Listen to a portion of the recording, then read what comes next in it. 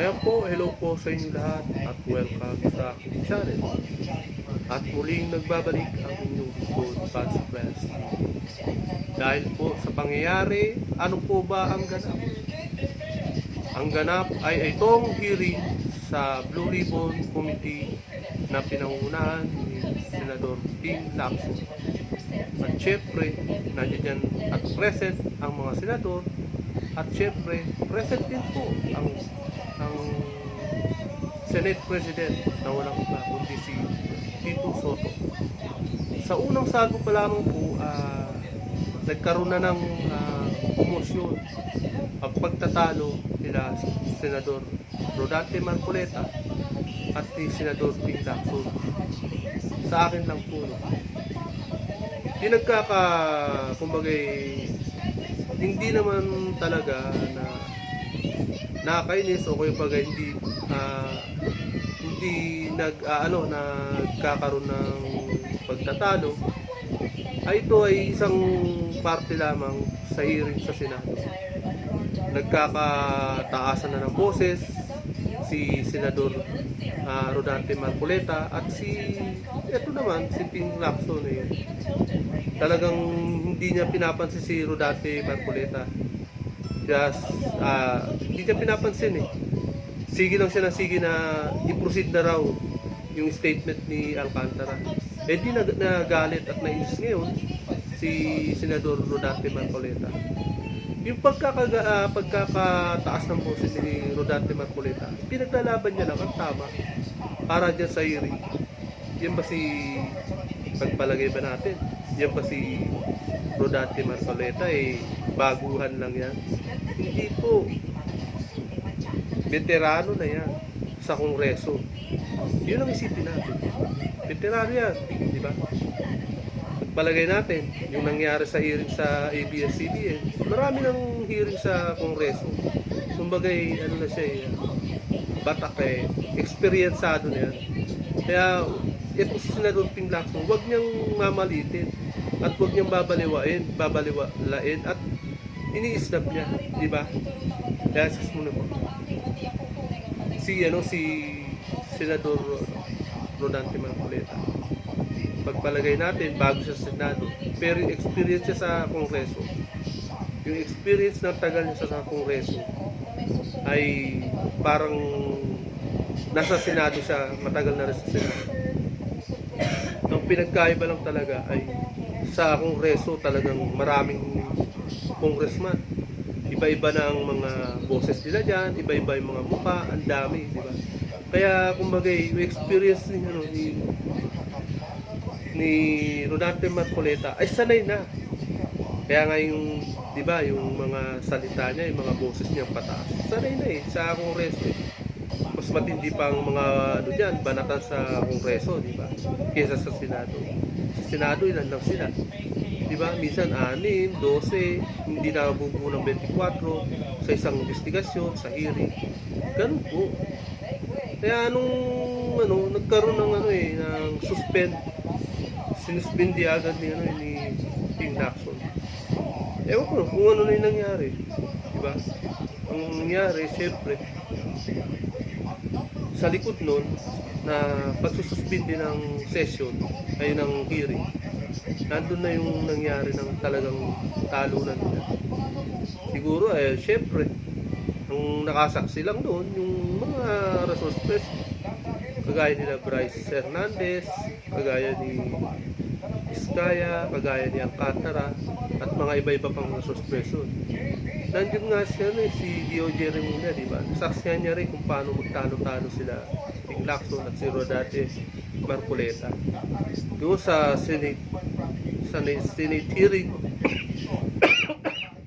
sa Senate hearing ay nagkaroon ng emosyon sa likod ng suspended na yun, nasaksihan nila at sila na lang nakakita at nakasaksi doon sa pagsususpend na yun. Yun, nung in-open na, syempre tinuloy na yung statement ni Alcantara, ni Henry Alcantara. Doon na nabuga, di ba? Hindi pa rin nawala yung makaladkad ng boses, pangalan nila Senador Jinggoy Estrada. Hindi pa rin nawala at nakaladkad pa rin yung pangalan ni Senador Joel Villanueva. Pero itong matindi. Ito ang matindi yung bagong bagong pasabog ni District Engineer Henry Alcantara. May bagong pasabog siya, siyempre. Walang iba kundi yung bagong pinangalanan niya na senador, na dating senador na walang iba si Bong Budots Revilla. Akalain mo ba naman? Palagay natin, no? Hindi na nadala. Alam mo kung bakit? Nung kay Napoles pa lang di ba? Nakakaladkad na yung pangalan niya ni Bong Revilla. Pati ba naman hanggang ngayon, nakakaladkad pa rin ang pangalan mo? Tinaon mo, syempre, lumabang ka ng eleksyon. Tapos yun, kanya-kanya kayong kuha ng pondo para sa eleksyon.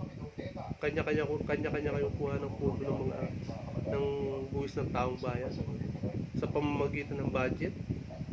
Kumukuha kayo sa budget ng 2025.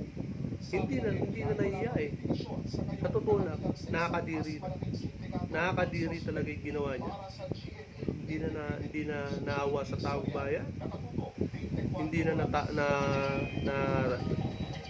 naaawa sa mga kapwa niya senador.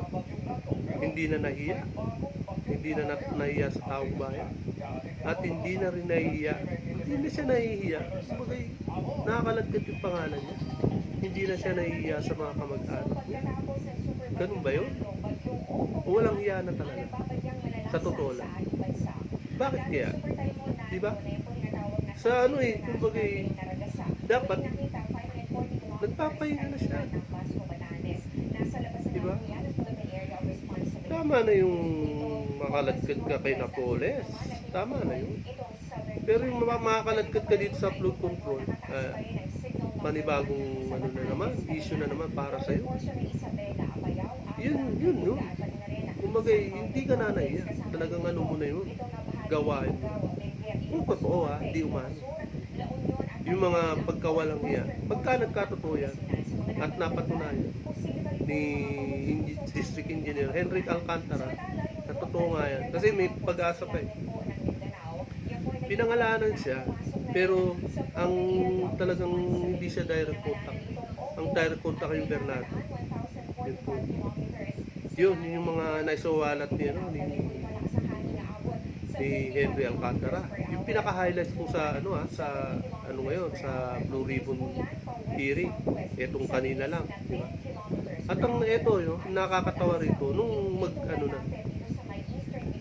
magtalo-talo na si Senador Rodante Marcoleta at ni DOJ Remulla. Ang nangyari po kasi yung pagka-witness ni na ina-apply na nag-witness si mag-asawang Piskaya. Bakit ka? Pinaglalaban pa rin ni Rodante Marcoleta. Maliwanag ang kasunduan nila na ipapasok sa mag-a-apply pa lang, di ba? Aba, tinano na agad ni-reject na agad ni DOJ Remulla. Ni-reject niya na agad. Bakit kamo? Paano? May dinagdag siyang rules na before nag-a-apply pa lang yung dalawang mag-asawa na Diskaya hiningi na agad na kapalit na isoli daw yung mga pera bago sila mag-apply. Meron ba ganun? Kaya nga sabi ni Rodante Marcoleta, hindi niya sariling opinion yun nung magtalo-talo sila. Hindi niya sariling opinion. Ang gusto lang ni Rodante Marcoleta ay sumunod sa batas.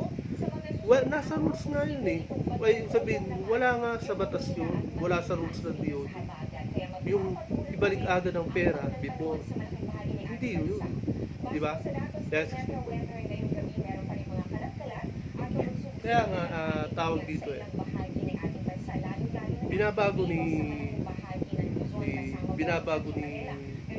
ni DOJ Remulla ng patakaran sa batas alang-alang sa mga witness sa witness protective program, di ba? Binabago niya. Kaya nung magtalo-talo silang dalawa, sino bang nanaig? Nanaig pa si Rodante Marcoleta. Kung tutusin, yung salita ni hindi naman siya binabara eh. Hindi naman yung kagaya sa kongreso, resource person, na kapag ka dire-diretso na yung salita eh, bigla kang babarahin ng congressman. Alam mo kung bakit? Eh may ugaling buhaya kasi. Pati yung oras mo, halimbawa ako, resource person, nagsasalita ako nung nagsasalita. Nakangatuwiran ako. Pati yung oras ko, kakainin nila. Ganun sila kabuhaya. Pati yung oras, hindi lang perang ang kinakain nila. Pati yung oras sa pagsasalita, kakainin din nila. Ganyan sila sa kongreso. Kakainin ka ng buo. Diba? Ano ba ang ugali ng mga buhaya? Diba ganun? Kakainin ka ng buo ng mga buhaya. Diba? Ganun sila. Kakainin ka ng buo. Yung oras na dapat ay may pagkakataon pa pa magsalita, kakainin nila yun. Ganun sila. Diba? Kaya ito si swerte pa nga si DOJ Remulla, nakakapagsalita siya ng dire-diretso. Diba? Ngayon si Rodante Marcoleta, siyempre Senado yan eh.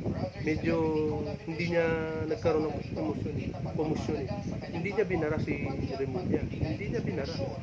Tutusin, pinagbigyan niya pa na magsalita. Pero bandang uli, ano sabi ni Senador Marcoleta? Pwede kang madisbar sa ginagawa mo niya. O di tameme, diba?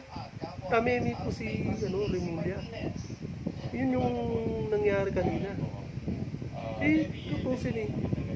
Pwedeng ilapit niya yan, ni Senador Marcoleta sa korte na pwedeng i-disbar. Ang matindi nito, may balita ako na talagang napanood po ng Korte Suprema ng mga judges ang ginawa ng pagtatalo nilang dalawa. Doon nabanggit yung disbar. Tamemi nga siya, tahimik siya bigla. Tama yun. Dapat madispar ka. Kapag yung ginagawa mo, tuloy-tuloy mo lang yan. Madidispar ka. Totoo lang, winarningan na siya, di ba? Ayan yung salita ni Senador Marcoleta na winawarningan na siya.